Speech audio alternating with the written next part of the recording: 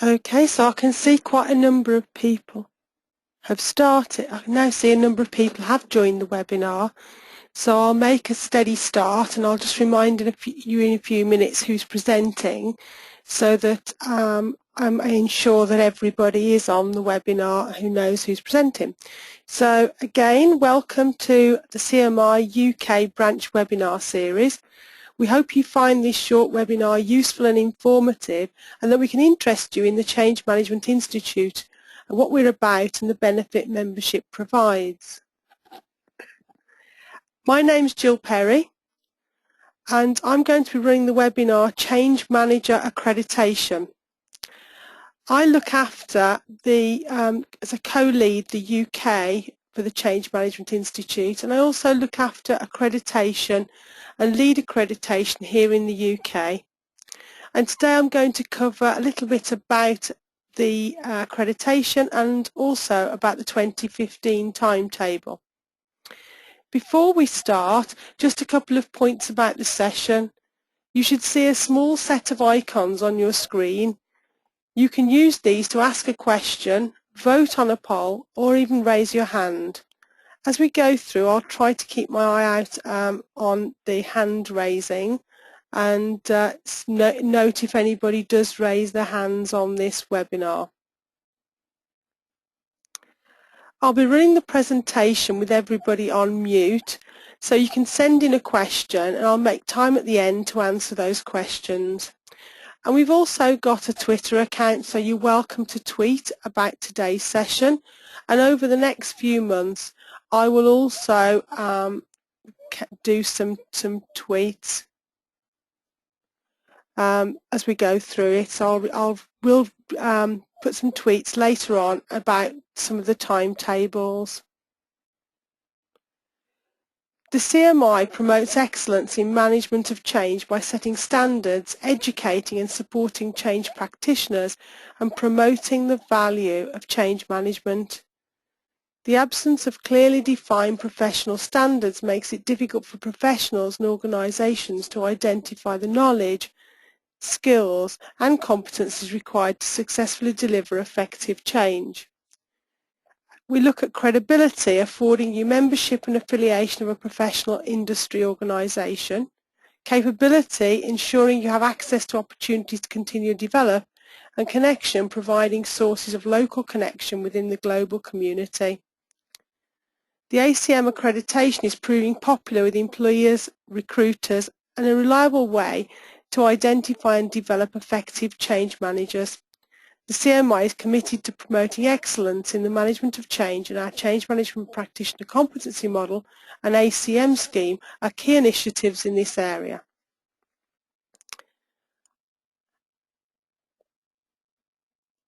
On today's webinar, and again I've noticed a number of people are still joining the call, it's Jill Perry who is the co-lead for the UK and the UK's lead on accreditation presenting today. What we're going to cover is an introduction to accreditation, the different levels, what you need to do to get your master accreditation, what you need to do to get your foundation level, a little bit about the 2015 accreditation timetable, and I'll say now there is accreditation timetable for master level. There isn't a timetable for foundation. You can apply for that at any time. And then I'll give some time at the end of the call for some questions. I want to spend most of my time today covering the master level accreditation. That's the one I'm told there is the most interest in.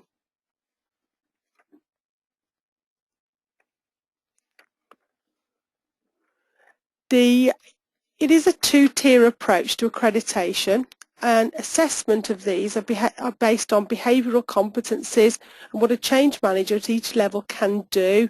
So it's not just what you know, it's about what you can do. These behaviours are linked to the underlying knowledge and capability required to be successful. The foundation competency model identifies what a skilled change practitioner with around 1 to 3 years experience will be expected to do. The accreditation process verifies the capabilities of the competency model through a combination of knowledge, education and practical application. The master competency model identifies what a skilled change practitioner with about 5 or more years experience will be expected to do. The accreditation process verifies the capabilities through the assessment of a portfolio of case studies, multiple reference checks and participation in a change management assessment centre. So who is the ACM for? The CMI Accredited Change Management Master Scheme is for competent practitioners. So if you feel you've been doing a change management role for 5+ years, then this might be for you.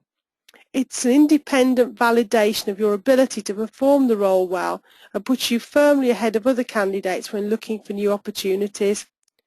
Through submission of evidence, a range of reference checks and face-to-face assessment, the assessors will be looking for evidence that you consistently exhibit all of the behaviours outlined in the competency model. So for the purposes of clarity, when CMI talks about change management practitioner, the definition we use is a change management practitioner has mastery of the change principles, processes, behaviours and skills necessary to effectively identify, manage, initiate and influence change and manage and support others through that change. I'm not going to read all of these out, but this is just what some of our ACMs say. Since the launch of the ACM, Master and Foundation level, it's gone from strength to strength. More great change managers have been awarded ACM Master, and we now have a number of ACMs worldwide. Their achievements are recognised on the CMI website, and they are able to use the ACM Master logo after their name, or the ACM Foundation logo. We launched ACM in the UK at Master level in 2010. And we reached last year 12 ACMs in the UK, all of who see the ACM as a valuable part of their career and professional development path. And we also have one ACM at Foundation level in the UK since its launch last year. I'll give you a couple of seconds to just read some of those quotes. It starts to show that people are finding this really useful. And it also shows that people find it a challenging process. And because it's a challenging process, when they get through it, they feel like they've achieved something. So it looks like a really valuable a piece of accreditation to have. I asked the Global Accreditation Manager and Lead Assessor, Helen Campbell, her views.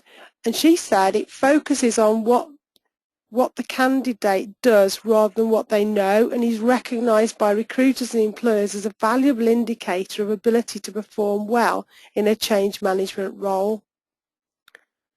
I'm also interested in what you'd like to get out of this call. So what I'm going to do is I'm going to run a poll now just to find out what your interests in accreditation are. You'll see this poll appear on the screen. If you'd like to just select which one suits your needs, I'll have an idea of which ones to focus on.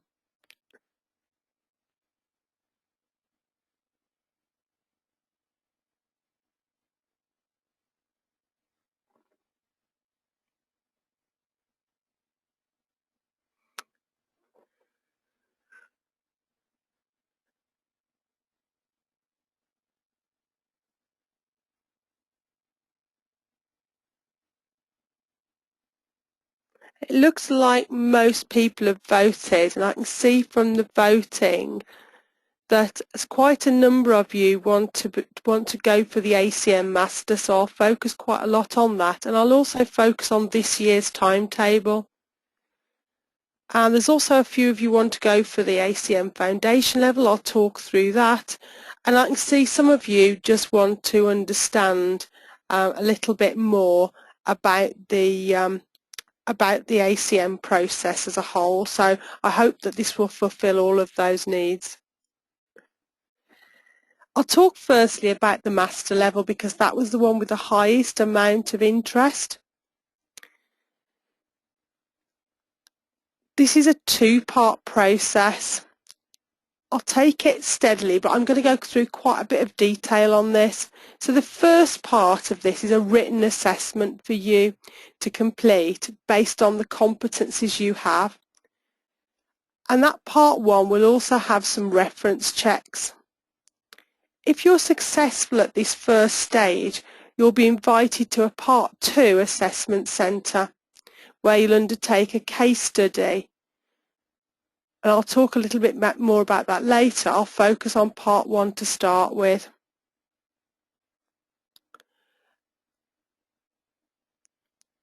In the part one, it's about understanding your competencies against the competency model. You can download the competency model at any time from the change management site.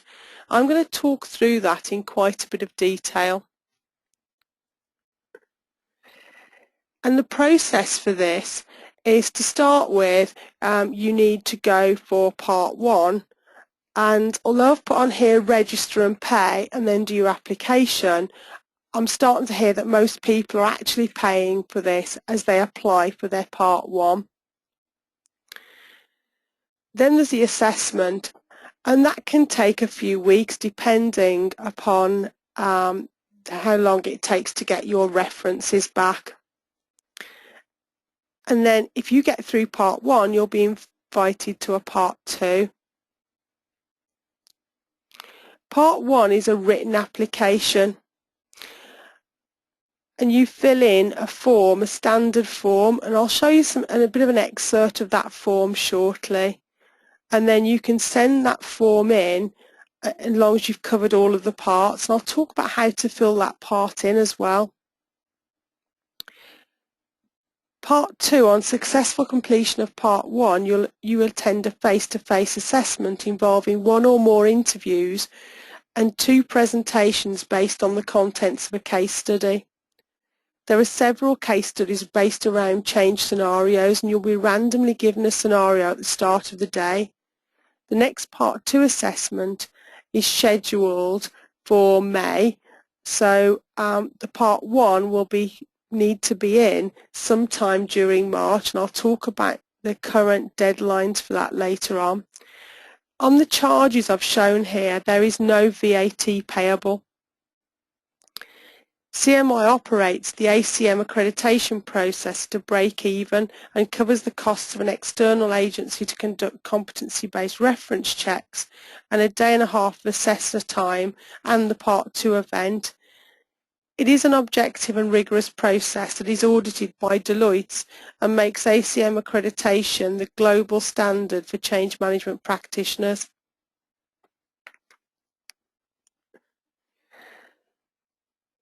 I've put down here the ACM Master Behavioural Competencies.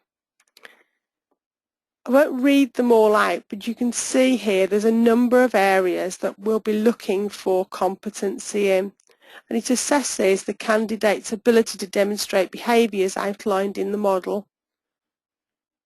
As I said, I'll look later at the foundation model, but when I get to it, you'll see they're very similar, although we don't expect as much competency in that area. The evidence provided must reference the competencies, and this allows an assessor to confirm the applicant's ability to perform the change manager role effectively. The accreditation is valued by employers and it represents an independent assurance of competence. The model is used in a variety of ways and is reviewed every 2 years to ensure we keep it up to date with the developments in the change management profession. In addition to the 10 standard competencies is specialist expertise. Sorry for that, I'm just about to choke. The competent specialist expertise, apologies for choking. Specialist expertise fundamentally disciplines in their own right but complementary and essential to the effective practice of change management. Each competency is broken down into skill topic areas. Each has their own description and indicative behaviours. In the next 3 slides, we'll look at a summary of these. I'll deal with number 10, professional development now. This competency is about the demonstration of continual effort to gain core knowledge, develop more effective skills and promote the change management profession. Skill topic areas in this area are knowledge, skills and promotion of change management. More details of the behaviours are in the competency model, which you can download, and I've actually put the address there, but if you haven't got time to see it, then it's just worth noting that you look up the Change Management Institute and look under accreditation for the ACM Master and you'll find it. I want to go through the others in a little bit more detail. Firstly, facilitating change. This covers the principles of change, so you understanding the principles and types and stages of change, developing approaches for different situations, understanding the methodology, models, applications of behaviours and skills. The second area is environment. Consideration of the strategy, structure, process and cultures and drivers of change when diagnosing, generating ideas and managing resistance. Business focus, advancement of business objectives and business case, and then change readiness, assessment of employer and employee readiness for change, and an understanding and awareness of culture. Then we've got strategic thinking, which is about vision, assess readiness and strategic view. And then thinking and judgment, which is analytical thinking, holistic perspective and decision making. And I've just shown the wrong way round on that slide, apologies. But the full details are in the competency model.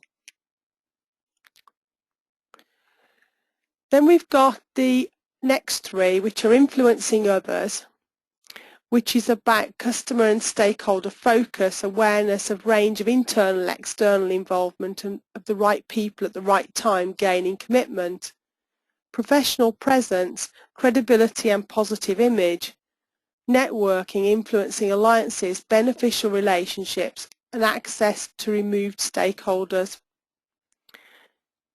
Coaching for change, which is all about understanding adult learning principles, about change management, the principles and stages of acceptance, needs analysis, defining scope, diagnosis and interventions, organisational capability, and being able to role model and champion new skills.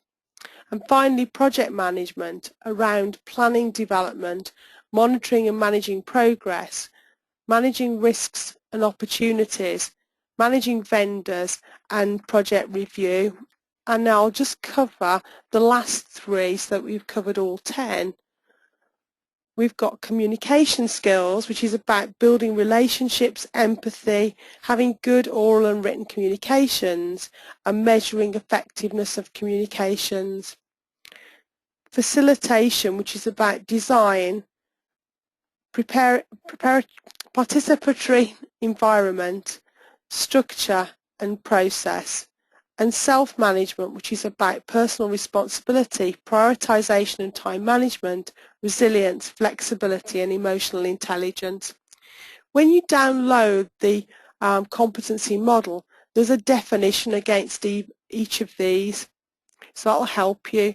So once you know that, the next thing you need to do is think about filling in the form. This is an extract of the form, and I'll talk about what you need to put in the form. I'll firstly mention the STAR model. We will ask you to put it into the STAR model, which is situation, task, action and result. We're really interested to know what was the situation you were in, what was the tasks you needed to carry out, what actions did you take and what were the results. Failing to write it in that format will mean the assessor is unable to assess it, and you'll be able to get through part 1. So this part 1 assessment is divided into 3 sections: short written statements, an essay and reference checks. This is to ensure that we are assessing each skill topic area in the most appropriate way. For example, some competencies are best assessed by others' observations of your role. The short written statements on 5 key competencies. The five of the skill topic areas have been selected for assessment. That's not the whole topic, but just a subset of them, using 250-word explanation of how you demonstrated the relevant behaviours.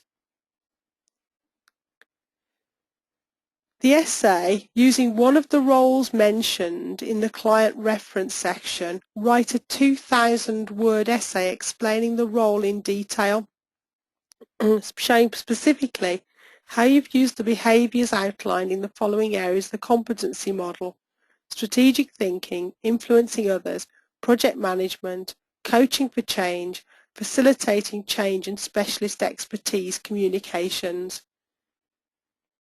And in those cases, the whole of the 5 competencies are being looked for. Now, I know people are sometimes put off when they think of writing 2,000 words and then 5 short statements of 250 words. Once people start on this process, the biggest problem they find is actually condensing it down to that number of words, because once they start writing, they find they have a lot to say on those areas. And it's also important to make sure you clearly show us what you've done. It's not what the team's done, we're assessing your personal competencies. And then finally, for part 1, we'll ask for some skill topic areas to be referenced by referees. We want to ensure objectivity and provide a cross-check for the assessment. We ask for 3 referees. We'll take at least 2 of those references and may take a third. These reference checks are conducted by an external third party and a report is sent to the assessor.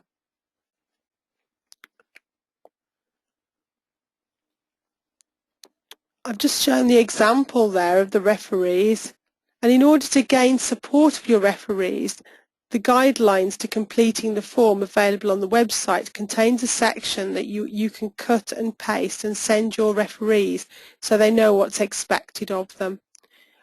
And I would do this fairly early in the process of your application so they're really clear on what's expected of the referees. They may also want to talk to you so you can remind them about what you've done in the piece of work that you carried out for them. The questions the referees will be asked are similar to an employment reference check and will seek to identify examples of behaviours you have demonstrated during the project engagement. They will also be asked a few simple questions to ensure they are a valid referee, that they have no personal association or are not a close colleague of yours, or any other reason why they may give a potentially biased assessment. We appreciate that some of the information you provide may be commercial in confidence. Please assure your referees that the process complies with the CMI's privacy policy. For more information, go to the Change Management site and look up privacy. All assessors sign a confidentiality agreement. The focus of the assessment is the evidence of what you did and the outcomes you reached. The identity of the company is not critical, although information on the industry may be relevant. I've now covered quite a lot of detail about the master level. I'll talk a little bit about foundation level, and then I'll come on to this year's timetable. The foundation level also has 2 components. However, you are only expected to have 1 to 3 years experience, and we're looking for you to develop some knowledge in the subject of change management, plus we're expecting that you can demonstrate that you're working in change management and have gained some experience. As with the ACM Master, you can submit your application at any time, but now with this one, don't forget, we will mark it and assess it and get back to you very quickly about whether you've passed or failed. For the master level, you're going to have to wait for a Part 2 assessment centre, which I'm planning to run 2 this year. With foundation level, it's just 1 application.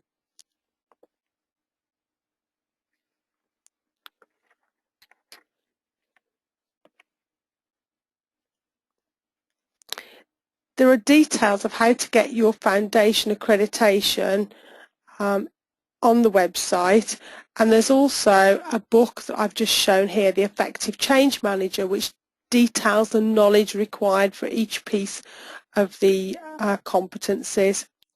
Knowledge is proving that you've gained sufficient knowledge on change management through passing a formally assessed course containing knowledge in knowledge areas 1, 2, 4, 5, 6 and 7, and 2 out of the 6 remaining knowledge areas defined in the SIMBOK.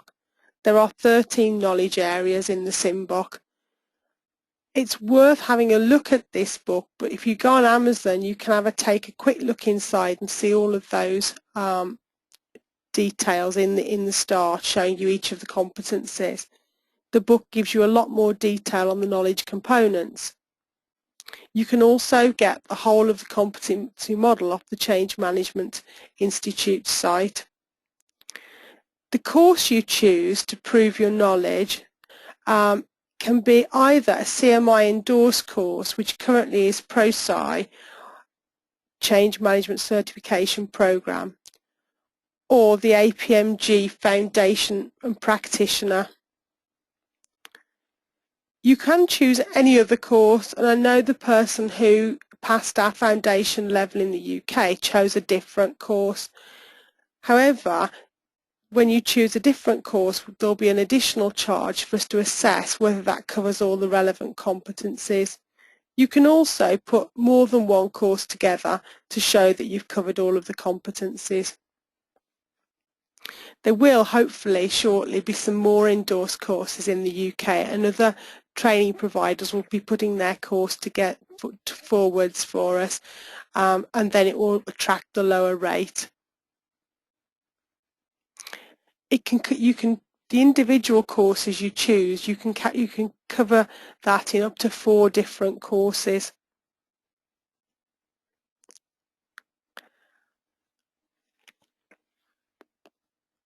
The second area is performance, and that's about what you've done in your change management role, and giving us an indication about what you've covered and what you've developed in your role.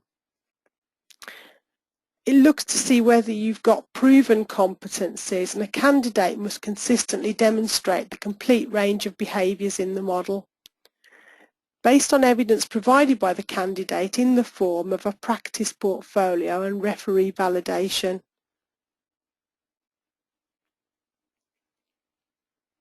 We also ask on both master and on foundation level for you to submit a CV, and that's just to give the assessor some context for the role you're undertaking.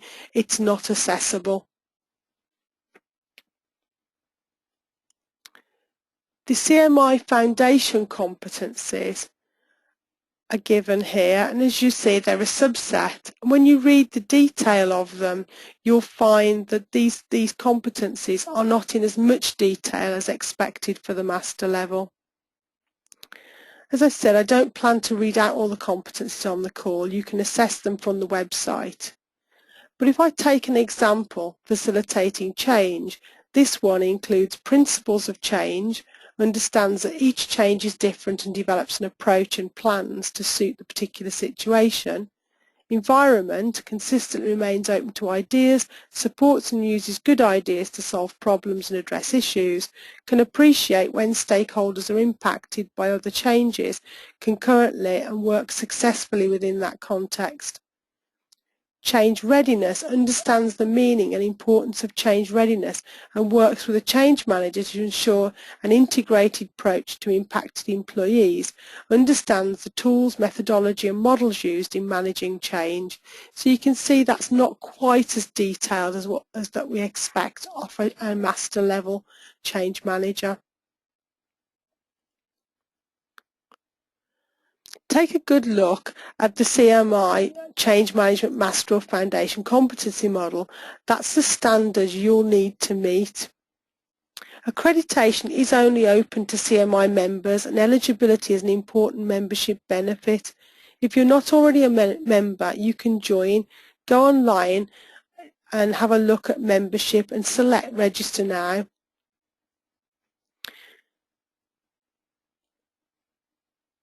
You need to get your membership number for your submission, so you need to probably give yourselves about 7 days before you submitting your part 1 or your foundation level, and make sure you're a member, so we'll get your membership number to you within those 7 days. A couple of hints and tips here. Start your application process as soon as possible. It takes a little time thinking about what you've achieved and how you can demonstrate those competencies. Identify your referees and make sure you send them information about what you're applying for. And allow yourself enough time before the submission to test your maximum words, 250 or 2,000, as these are the only ones the assessor will look at. I'll now go on to covering the deadlines so that you've got a good idea when everything will be due in.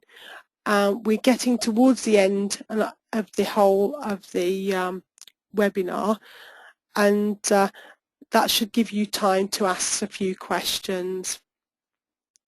So the deadline for ACM Master Part 1 will be 15th of March if you're going for the May Part 2, or it will be mid-September if you're going to go for the November this year. I'll give you the deadline. I'll give you the deadlines again in a few minutes.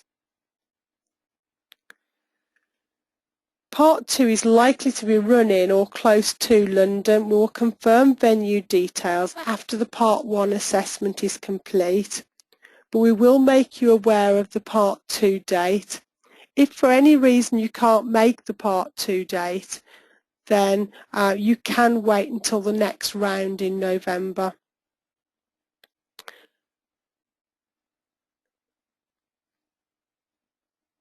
Okay, so now, before I get to the questions and the full timetable, I'm going to run a final poll.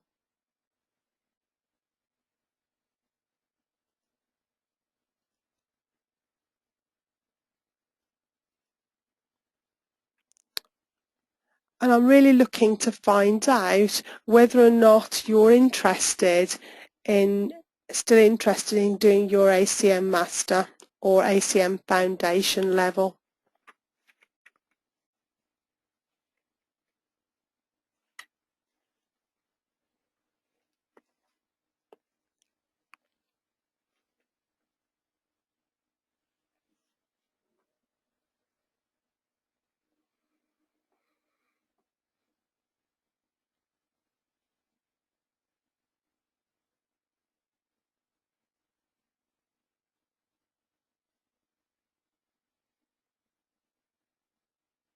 I think most people have almost completed the polls now, and I can see that most people want to work for the Master, but most people feel they're not ready to do it at the first session this year.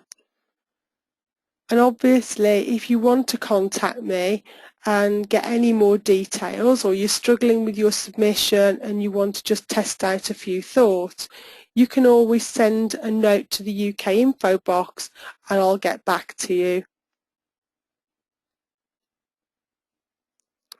That's really useful. We've also got some people thinking of applying for their foundation level.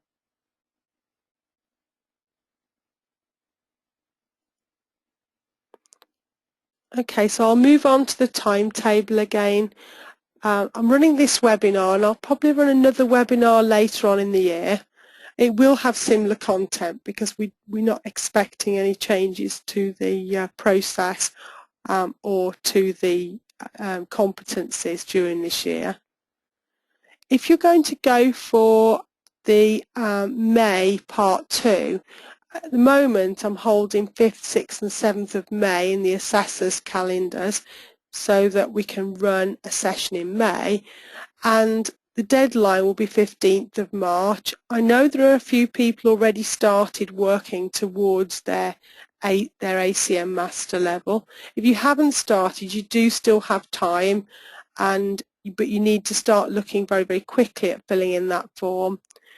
If you're looking at going for it at the end of the year, then late September will be the deadline, with a mid-November Part 2 assessment centre.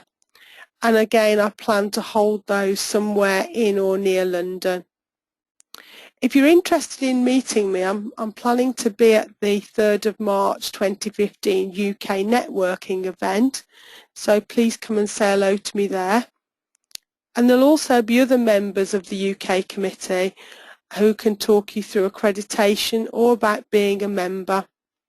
If you're interested in foundation level, there is no deadline because of the fact there is no assessment centre. You can apply for that at any time. A quick reminders of costs. The foundation level is £625. It's a reduced level of £500 if you've gone through one of the already accredited endorsed programmes, which are currently the ProSci one and the APMG Foundation and Practitioner that are in the UK. The master level, part 1 is £655 and part 2 is £725, and again this is to cover the costs of assessment. For it to remain valid, you need to be a member of the Change Management Institute, and also every 3 years we'll ask if you're continuing to develop your professional skills. There's only a £20 admin charge when you submit that form. So the next steps are review the competency models and see which one's the best one for you. If you can demonstrate a competency against the full range, then go for your application pack on the Change Management Institute. Complete your application, following the guidelines, identify your referees and submit your application.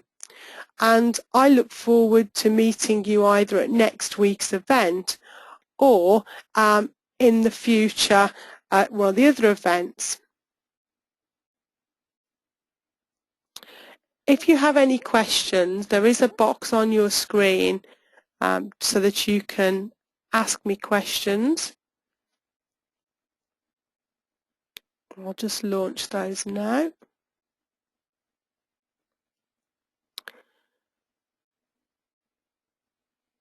There isn't a link for these slides, so the first question is about links to the slides. There isn't a link to the slides, but I plan after this webinar to email all of you who've registered a set of the slides.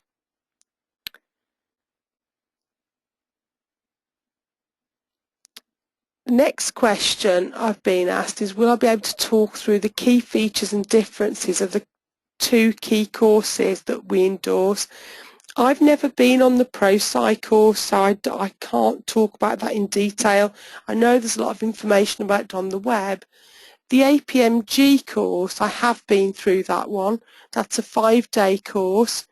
It starts off with a lot about the theories around change management. And at the end of the 3 days, you're tested on your knowledge you've gained, learning for that. Then the next 2 days looks about how you practically apply that knowledge. So you sit a foundation paper on the Wednesday evening, and on the Friday afternoon you sit a 2-3 hour written paper about how you apply that knowledge. They are multiple choice questions, and you get to know whether you've passed the first part midweek, and the second part gets sent off to the APMG. The APMG course has been recently rewritten to align to the whole CMI competency model. So there's which organisations, so next question, which organisations are we finding that are specifically recognising and valuing CMI accreditation?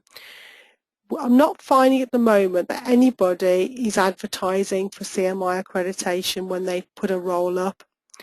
I have found a number of organisations have commented back to people who've been for an interview there that they are, taken very seriously having their CMI accreditation, and that they value that because sometimes they struggle in an interview situation to find somebody who is a good change manager, and they find this is an external third-party validation. I've also now spoken to a number of recruiters who say they're very interested in the CMI accreditation and they look favourably on somebody with the accreditation. However, at this stage they're not using it to advertise because we've at this moment in time only got 12 ACMs master level in the UK. It is growing, and as I say, it was only launched here in 2010.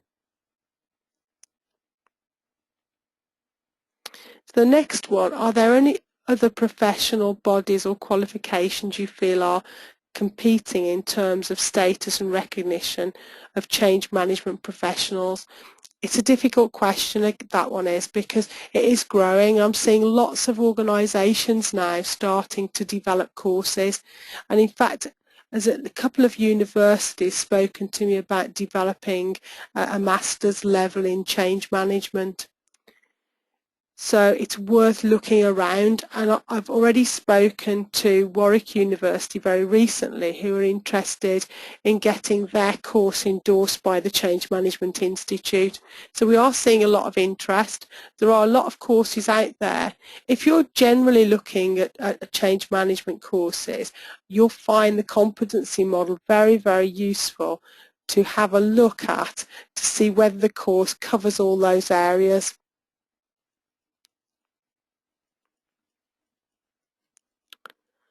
Okay, so our next question is how much does change management experience need to be on formal programs?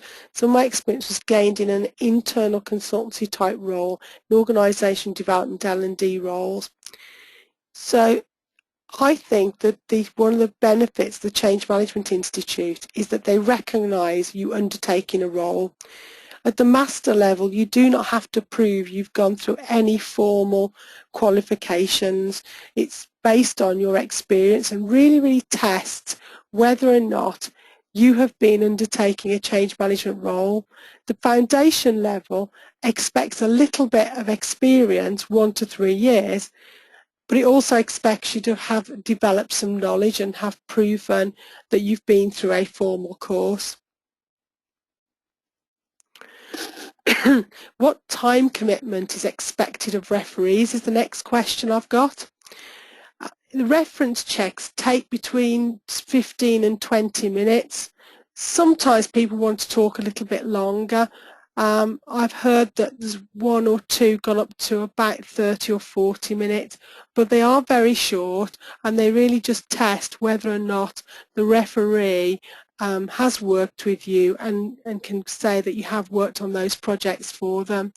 So if your referee allows 45 minutes, they'll definitely have covered all the time it takes to do a reference check. And the next question on that subject is, does it matter if referees are business sponsors and leads rather than change management professionals? No, it doesn't, but we do look for people who you've worked for. So business sponsors and business leads are the right people.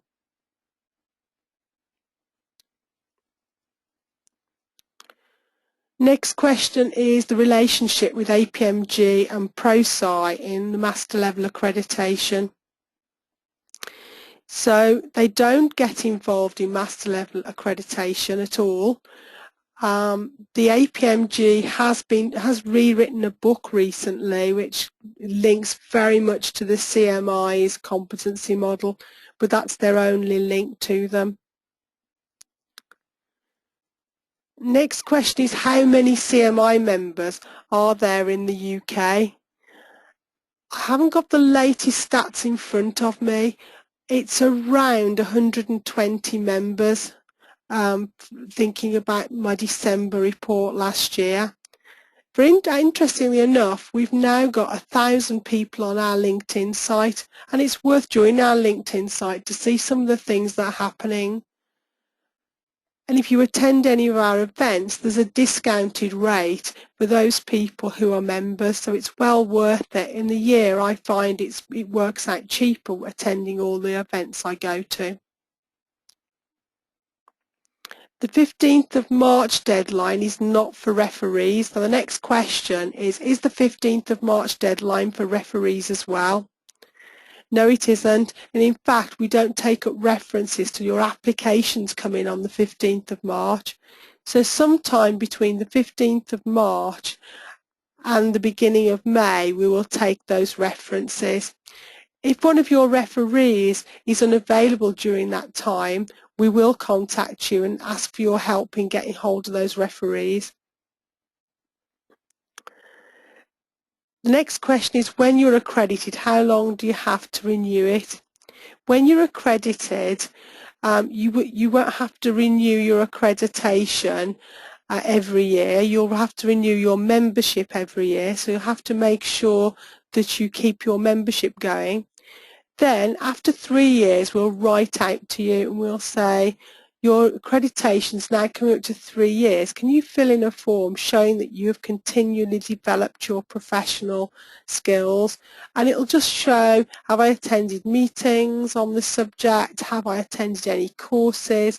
And we class things like attending webinars, etc. as a really good way of demonstrating you're still thinking about change management. And when you get that form, you'll fill it in, and you'll get to have to pay £20 for that, and you'll submit it, and your accreditation will continue.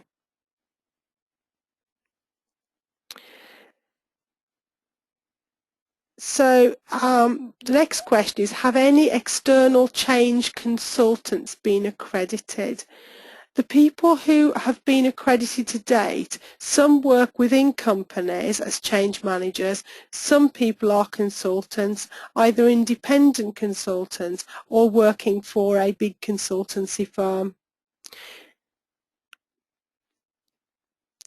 The next question is the accreditation to open everyone anywhere in the world? The answer to that is yes, it is open to anyone in the world. We do have some problems in some locations because it's an assessment centre for Part 2. So we've got people who've come to the UK from Europe where we've run some of our assessment centres. We are looking at a way of assessing people in other parts of the world where we don't run a local assessment centre, but that hasn't been finalised. We have got chapters in Australia, New Zealand, China, Brazil, US, Canada and the United Kingdom at the moment. So there's a number of places people can go to for a Part 2 at the moment.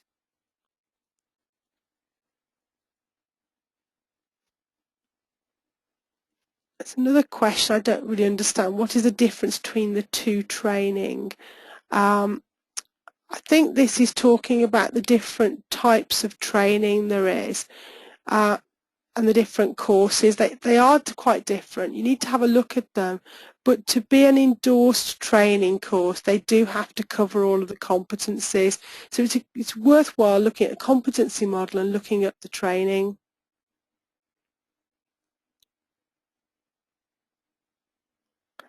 The next question relates to, is this ProSci methodology based, or is there some Lamarche included? I don't know Lamarche, I'm sorry. ProSci methodology, we don't include the methodology as part of the assessment. The assessment is purely based on your ability to undertake a change management role based on the competencies defined. So again, I would say to you, have a look at that competency model. We don't recommend one model or another, and I know some people like to follow the ProSci methodology. Some people like to use Kotter's stages. So that's quite worthwhile having a look at them. And somebody's asked the question, which is better? I can't comment on that. I think it very much depends on your own learning styles.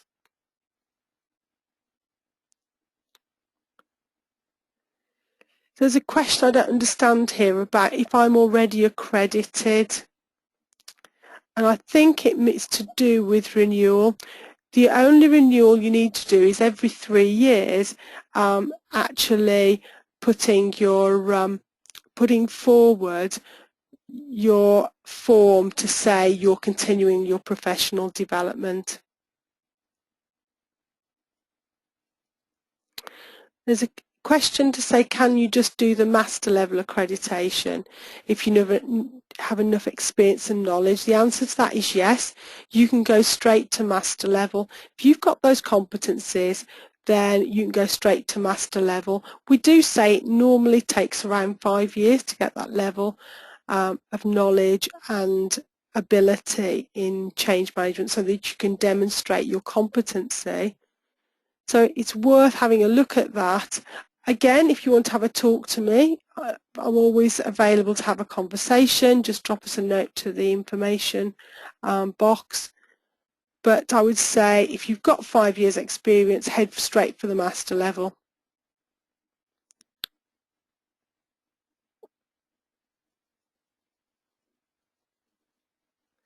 Is there a point system for renewal? No, there isn't. Point system for renewal.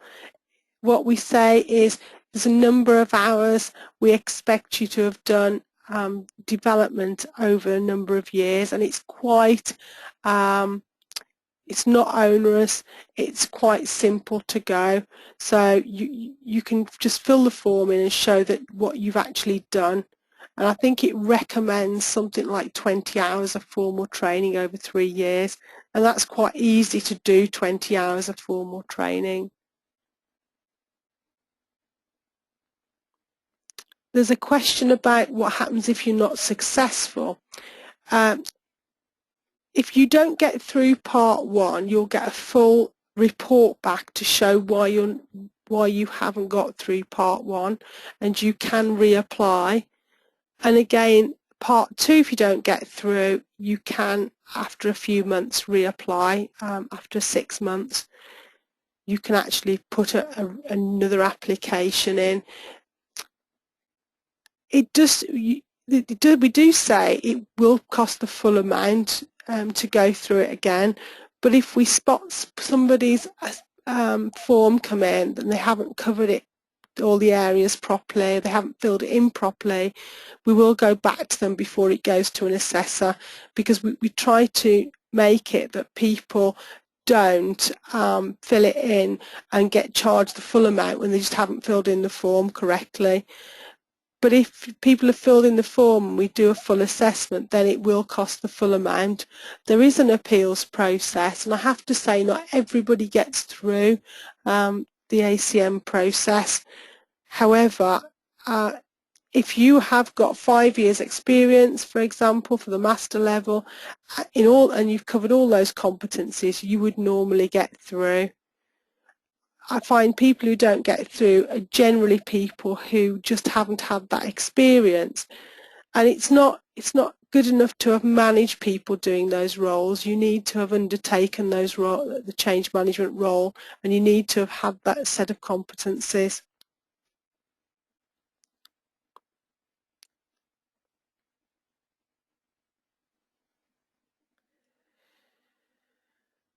So questions about the endorsed courses, do employers have preference? Is there any one that people are asking whether there's one course better than another? People are asking about differences between them. From our perspective, if you get through an endorsed course, they count the same amount. There's no benefit. I don't know what employers like. I've seen 1 or 2 different employers using both of those courses. I've also seen them using a number of different courses, and I've seen them running their own internal courses. As far as the Change Management Institute is concerned, we're looking for you to cover the knowledge components defined in the competency model. And we've also got somebody asking a question about creating a new chapter in a new country. If you'll drop a note to the UK info box, I'll get somebody from our country's lead to get back to you. What's the pass rate of people so far who've applied for master level accreditation part 1 and part 2? Generally, every time 80% of the people have been getting through the part 1 and part 2. And the reasons people don't get through at part 1 is generally because they just haven't covered all the competency areas and haven't done a change management role. And we're not looking for you to do absolutely every little bit, but the majority of them we're looking for. And some people just haven't done it. They haven't really been a change manager, either because they've been a project manager or they've managed a group of change managers.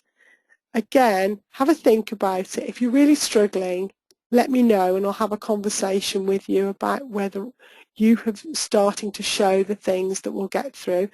I can give you some advice. I can't tell you you'll definitely get through or you won't get through because I'm not one of the trained assessors. There's also a question about somebody asking about they're a project manager by title but they're also doing a change management role. Can they apply for master level accreditation? If you are genuinely doing a change manager role, yes, you can apply and there's a likelihood you'll get through.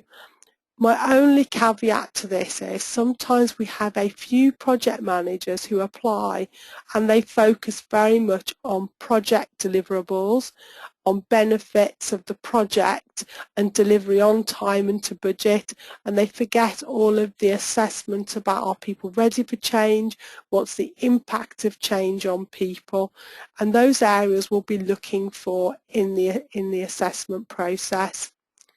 So it's important you make it clear that you have done that role. There's also a question here about the application form and essay titles. Are there questions available on the CMI website? The essay asks you to talk about a role you've undertaken. It asks you to write it in the STAR format. What was the situation?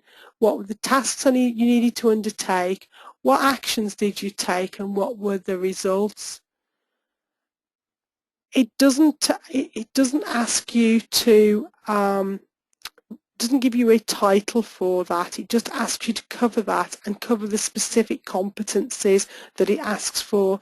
So you might want to say, this is the job I did, this is what I was asked to do, this is the context of the organisation I was working in at the time, these are the things I had to do, these are the actions I took and these were the results, and these demonstrate the 5 competencies they ask for in the essay. I think I've got to the end of all of the questions. That was quite a challenging group of questions. I will have another look at the questions at the end of the webinar and try to find those answers to the frequently asked questions and put those in with the presentation when I send it out. I really look forward to hearing from some of you putting in your part 1s.